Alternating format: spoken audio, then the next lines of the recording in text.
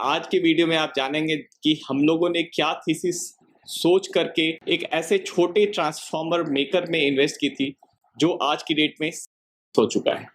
दोस्तों, हम लोगों ने मई 2023 में 990 के प्राइस पे ये माइक्रो कैप में इन्वेस्ट किया था और किसी स्टॉक को या थीम को अर्ली स्पॉट करना is an art we at Sadhan practice every day. इसीलिए मैं आपके साथ डिकोड करना चाहता हूँ हम लोगों ने उस स्टॉक पे क्यों पोजीशन ली थी, क्या तरीका होता है एक मल्टी बैगर को अर्ली आइडेंटिफाई करने का। सिल्चर टेक्नोलॉजी जो कि एक माइक्रो कैप है, उसमें हम लोगों ने किस हद तक जाकर के ड्यू डिलिजेंस की और हमारा इन्वेस्टमेंट थीसिस क्या था, एंटी थीसिस पे हमने कितनी टाइम स्पेंड की, ये सारी चीजें आपको इस वीडियो के माध्यम से पता चलेंगी। सो ये एक ऐसा सेक्टर है जहां पे अगर कोई सही टाइम पे समझ जाता है सेक्टर को, देन वहां पे मल्टी बैगर बड़ी ही आसानी से बनाया जा सकता है। So Silchar technology is basically into the manufacturing of transformers. इसमें खास बात ये थी इस थीसिस में, when I made that time I had FY22 numbers. So domestic sales was roughly 75% and export was 25%. Mix have changed. अभी 60% domestic हो गया and export have gone to 40%. So that is one thing which have changed. Product line में change ये है कि they have themselves told in their annual report that they are into manufacturing of distribution transformers. Distribution transformer जो होता है वो लो and वाला transformer होता है। मतलब कि अगर हम मार्जिन टर्म्स में बात करें तो सबसे ज़्यादा मार्जिन जो होता है वो ट्रांसमिशन ट्रांसफार्मर में होता है और डिस्ट्रीब्यूशन में कम होता है। तो डिस्ट्रीब्यूशन बेसिकली दिल्ली में ही कम से कम 100 मैन्युफैक्चरर होंगे जो दिल्ली एनसीआर में जो डिस्ट्रीब्यूशन ट्रांसफार्मर बना रहे होंगे। So there are many players and this is not very difficult to manufacture.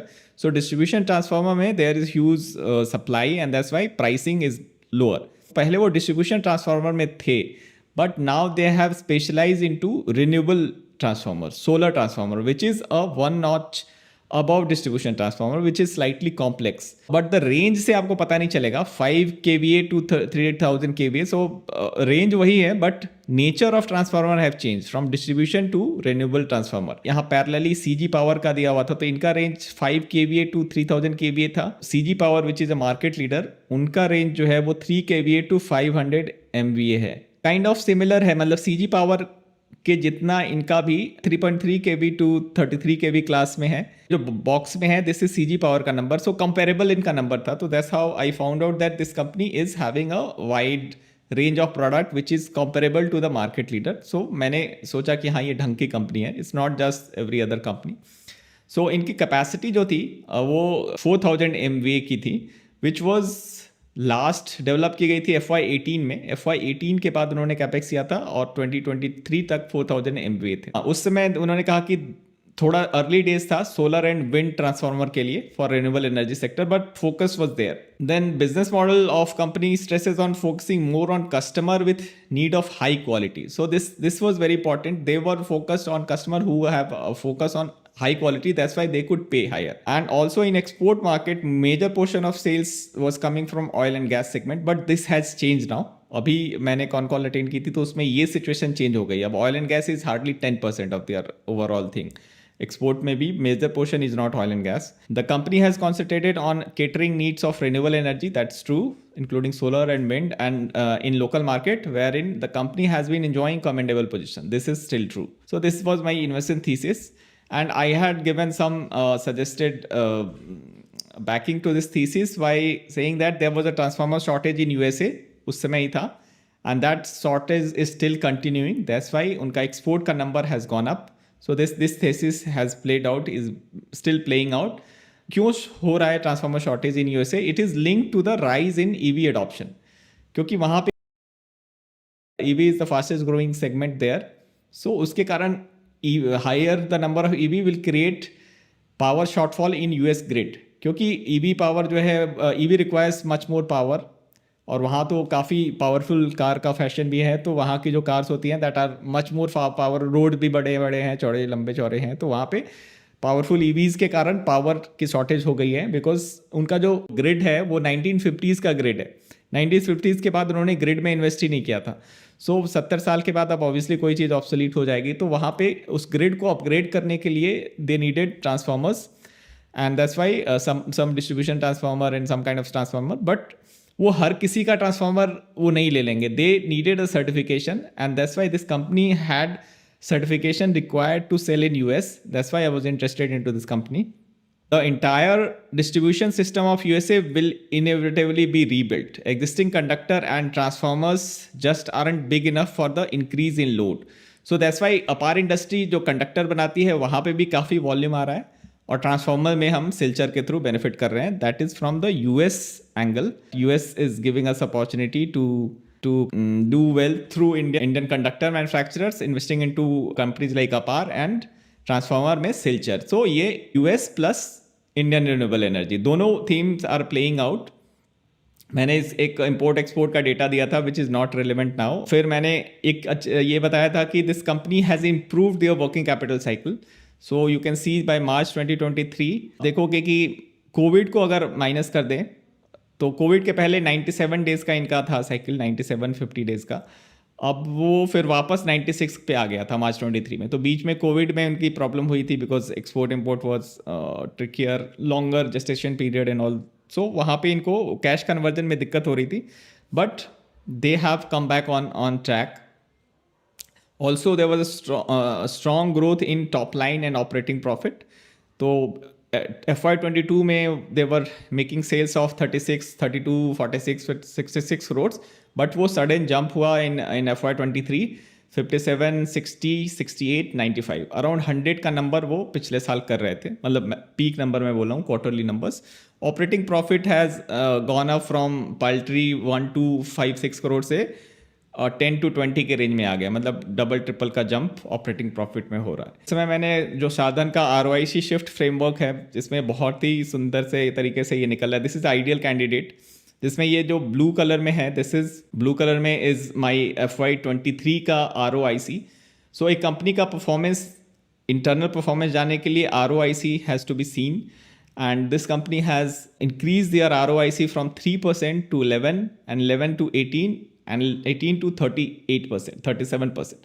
And this one has to see that ये 18% पे जब थे तब इनका जो NOPAT margin was 8%.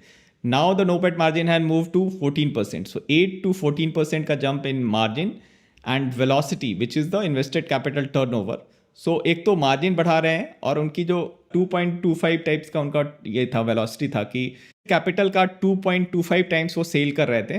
Now FY23 में ये 2.75 के करीब 2.5 से ज़्यादा का उन्होंने वेलोसिटी कर लिया था. तो एक 50 बिप्स का इंक्रीज है 2.25 से 2.75 kind of jump, which is a meaningful jump in velocity. मतलब आप इन्वेस्टेड कैपिटल को काफ़ी अच्छे तरीके से डिप्लॉय कर रहे हो.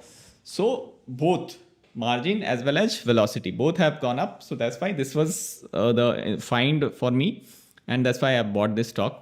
Management was also good. Alay Shah को अभी मैंने last con call में I've seen him. It was a video discussion जो last con call हुआ. So I found him a kind of genuine guy. मुझे लगा देख करके जो मुझे observation से मुझे समझ में आया.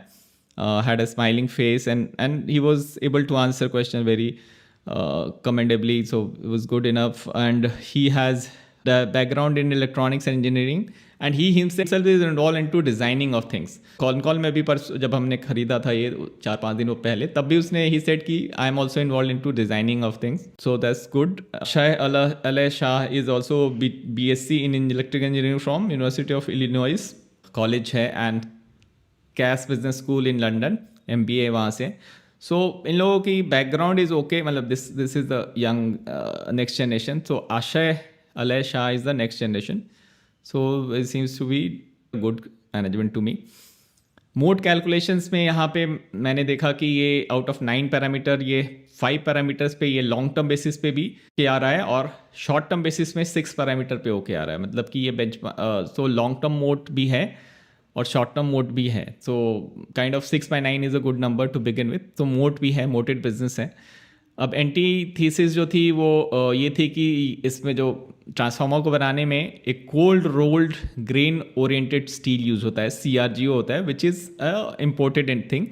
अभी कुछ सालों में शायद JSW steel will try to make it indigenously. उन्होंने एक कंपनी के साथ किया हुआ है, जापानीज़ कंपनी के साथ उनका एक पार्टनर है, उनके साथ वो सेटअप किया है. बट करेंटली इंडिया में कोई बना नहीं रहा है, इंडियन कंपनी नहीं बना रही है, बाहर की कंपनी लाइक ThyssenKrupp जो कि यूएस की यूके की है वो बनाती है, वही एक्सपोर्ट करती है इंडिया को। तो वो सप्लाई चेन अभी डेवलप हो रहा है CRGO वाला, तो इसीलिए वो लेकिन वो धीरे धीरे इंडियनाइज हो जाएगा, but that is I am talking very long term. अभी शॉर्ट टर्म में तो ये इम्पोर्ट पे ही डिपेंडेंट रहना पड़ेगा। तो CRGO का कॉस्ट, अभी स्टील का प्राइस आपको पता है कि ज़्यादा बढ़ा नहीं है, steel prices are low, CRGO prices are low, तो फिलहाल it is favourable. Then second was serious thing was increasing competition from domestic and foreign players could lead to margin contraction due to pricing pressure. Some of the larger global players are already present in India. Since the industry is not very capital intensive, more local and foreign players could enter the market in future. ये एक risk है। तो मैंने ये I got opportunity to ask this question promoter, तो मैंने थोड़ा घुमा के क्वेश्चन पूछा था कि what is there that why other player like Voltamp, तो why Voltamp will not enter into your market. इनका मार्जिन वोल्टैम्प से बेहतर है, काफ़ी बेहतर है, तो इनका मार्जिन अराउंड 20s में है, 25 टाइप से है, उनका अभी जाके 18-19 हुआ है, मतलब पहले वो 15 पे थे, तो अराउंड 8-9% का डिफरेंस है वोल्टैम्प के मार्जिन में और इनके मार्जिन में। So I asked this question to, so he said very smilingly कि भाई I'm not authorized to speak on behalf of Voltam, but still I feel so कि they are doing good in industrial transformer, so which I am very privy to this information कि उनका industrial का काफ़ी अच्छा है sales और इनका solar का sales अच्छा है। तो industrial is a bigger chunk, मतलब industrial is like a main market and this is like a side market. So a market leader would, जब तक उसको मेन मार्केट में पैसा बन रहा है, why he would bother for a smaller market. So इनके लिए ये अभी फ़िलहाल तो ये है कि दे कैन डू वेल, क्योंकि अभी वोल्टाइम का फोकस इधर नहीं है। वैसे आई रियलाइज़ कि बड़ी कंपनियां जितनी बड़ी हो जाती हैं उतना ही फोकस जो है वो अपने मेन एजेंडा पे ही रह जाता है, मतलब कि they can not beat the specialist. तो मेरा प्ले ये है कि I would rather pick up a niche player जो कि अच्छा कर रहा है than a market leader who can potentially disrupt this business. Disrupt नहीं कर पाएगा because both are present in the market for quite some time, so they have seen each other. So ये kind of game theory है यहाँ पे, game theory in action, कि हम लोग ऐसी कंपनी को इन्वेस्ट कर रहे हैं जो कि वोल्टैम्प चाहे तो इनका मार्जिन कम कर सकता है, दैट इज़ फैक्ट। सो ये रिस्क मैंने उस समय हाईलाइट किया था। फॉरेन प्लेयर से ज़्यादा पंगा नहीं है एक्चुअली, क्योंकि आजकल कुछ भी आप बनाओ उसमें BIS सर्टिफिकेशन चाहिए होता है, मेड इन इंडिया वाला सर्टिफिकेशन, तो वो करने के लिए कंपनियां कतराती हैं। मेन रीज़न ये है कि उसमें टेक्नोलॉजी आपका शेयर करना पड़ जाता है, तो you have to share the code so BIS certification के लिए। सो बहुत सारी इंडस्ट्रीज़ में आई हैव नोटिस, बी डेंटल और कोई भी इंडस्ट्री, वहाँ पे BIS सर्टिफिकेशन के नाम पे बहुत सारी कंपनियाँ दे वॉक बैक कि नहीं मुझे BIS नहीं करना है। सो वो एक एंट्री बैरियर होगा अगर कोई फॉरेन कंपनी इसमें शायद नहीं आएगी। वैसे भी यहाँ पे बहुत सारे प्लेयर ऑलरेडी हैं, तो नए फॉरेन प्लेयर्स नए आने के चांसेस थोड़े कम है, but local competition is there. So that was the antithesis which is not soon going to play out. So एक बहुत ही अच्छा सा हमें स्टॉक मिल गया, and that's why if we look at the present scenario now.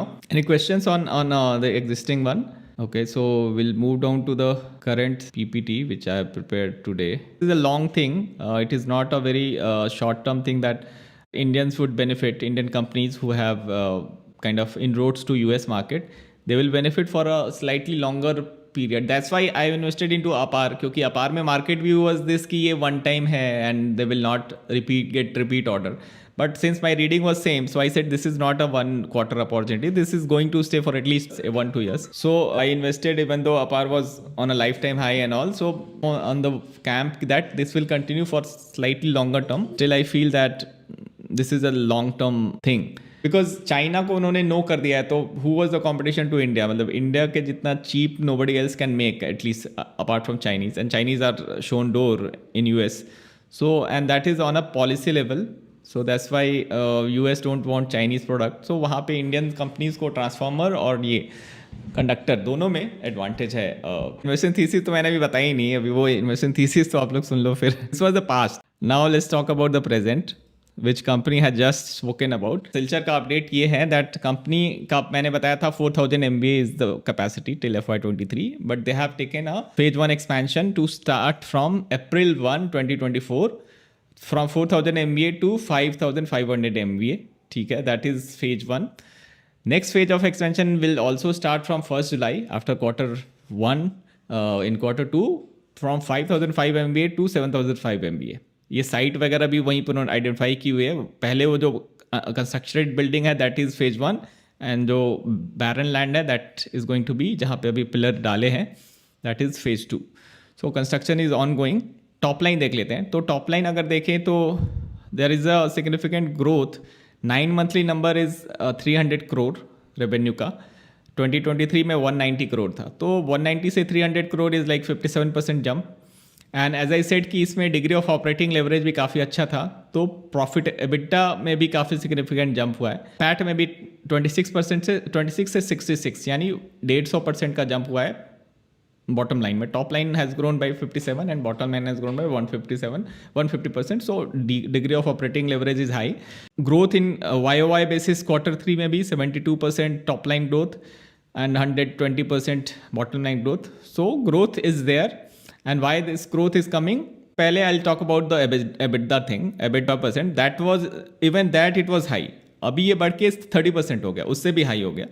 So something like अपार में भी सिमिलर ही हो रहा है काइंड ऑफ. सो 25 से 30%, जबकि वोल्टैम का अभी जाके 20% हुआ है. वोल्टैम का देखोगे आप. तो रीज़न क्या है, पहले ये समझना जरूरी है कि इतना हाई मार्जिन क्यों है. क्योंकि मार्जिन को समझेंगे तभी फिर हम मार्जिन और जो हमने ROIC शिफ्ट की बात की थी कि मार्जिन क्यों बढ़ रहा है, वो हमने चार्ट में देखा कि मार्जिन बढ़ रहा है. 8 नोपैट मार्जिन जो था 8% से बढ़ के 14% हुआ, और ये एबिटा मार्जिन भी 25% से बढ़ के 30% हुआ. So why, what is the reason of high EBITDA margin? That has to be understood. जो ट्रांसफार्मर ये बना रहे हैं, this is renewable energy transformers. These are very difficult to manufacture. This is the crux. Why they are difficult? Because they have multiple output and lot of other requirement which company needs to take care in design and manufacturing. उसमें बहुत सारे input और outputs हैं, other requirements हैं, जिसके कारण उसको customise करना पड़ता है. डिस्ट्रीब्यूशन ट्रांसफार्मर बनाने वाला वो कस्टमाइज नहीं कर सकता because they don't have the design capability. And this guy, the management itself is good in to design, so they can do designing part, and that's why they can do well. And they are saying that it's very difficult to say standardize that per MVA price will be so much, that there are so many different types of transformer, so it varies from different type of transformer. So जितने types of transformer होंगे तो per MVA basis पे pricing नहीं की जा सकती. So this is not a commodity.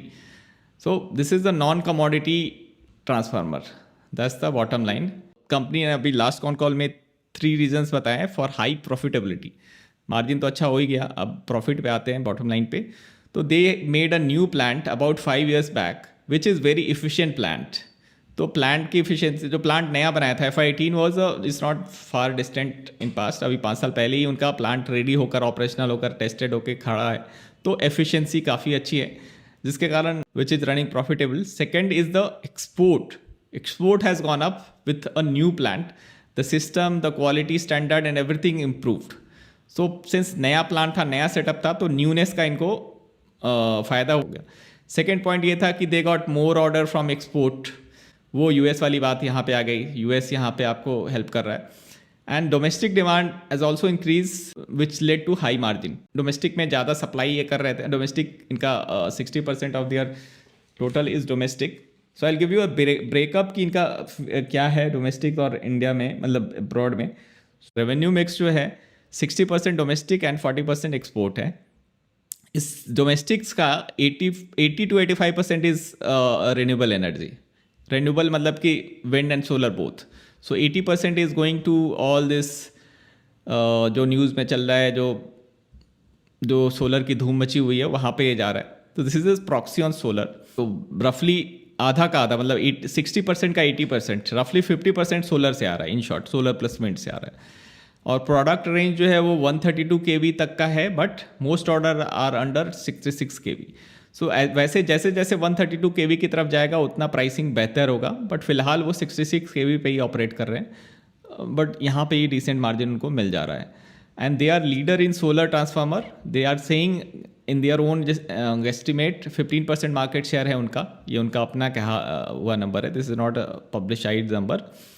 And this solar transformers are basically oil cooled transformer. तो एक 2 तरीके के ट्रांसफार्मर होते हैं. एक ड्राई ट्रांसफार्मर होता है, दूसरा ऑयल कूल्ड होता है. सो जो ड्राई वाले होते हैं वो एक्सपेंसिव होते हैं, तो ज़्यादा लोग खरीदते नहीं हैं.